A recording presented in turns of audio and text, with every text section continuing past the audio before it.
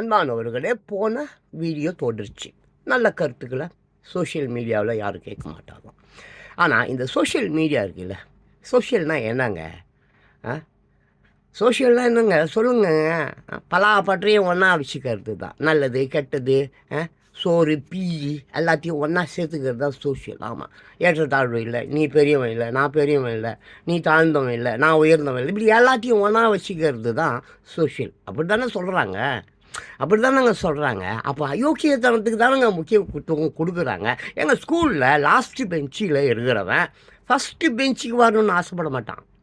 ஸ்டேட்லேயே first mark வாங்கணும்னு ஆசைப்படுவான். First பெஞ்சில் இருக்கிறவங்களாம் திருட்டு பசங்கங்க. அவன் அப்போ மந்திரியாக இருப்பான், எம்எல்ஏவாக இருப்பான், இல்லை மயிலியாக இருப்பான், இல்லை திருட்டு பையனாக இருப்பான், இல்லை கஞ்சா வைக்கிறவனாக இருப்பான், இல்லை கள்ளக்கட்டல் பண்ணுறவனாக இருப்பான். அந்த திருட்டு பையனுக்கு காசை கொடுத்து சர்டிஃபிகேட் வாங்கியிருப்பான். ஆனால் கடைசியில் இருக்கிறவன் தான் போராடி ஜெயிக்க வேண்டும். ஸோ நான் என்ன சொல்ல வரேன்னா, இப்போ ஆமாம், நான் 8 கோடி பேர் தமிழ்நாட்டில், நான் குறைஞ்சது ஒரு 4 கோடி பேர் செல்ஃபோன் வச்சுருக்குங்க. அடிக்க அம்மி நவுருங்க. சொல்லினே இரு. இப்போ என் வீடியோ பார்க்கலையா, 10 பேர் பார்க்குறான்னா கூட நல்ல விஷயத்த பார்க்குறான்ல. எல்லாரும் அதே மாதிரி எல்லா கருத்து ஃபாரின்லாம் இந்த மாதிரி சோஷியல் மீடியாவில் போடுற கருத்துக்கள் வச்சு தான் ஆட்சி பண்ணுறாங்க. நிறைய நாடுகளில் இது இணையதளம் இல்லை.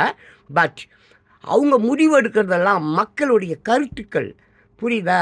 கொஞ்சம் அடுத்த வீடியோ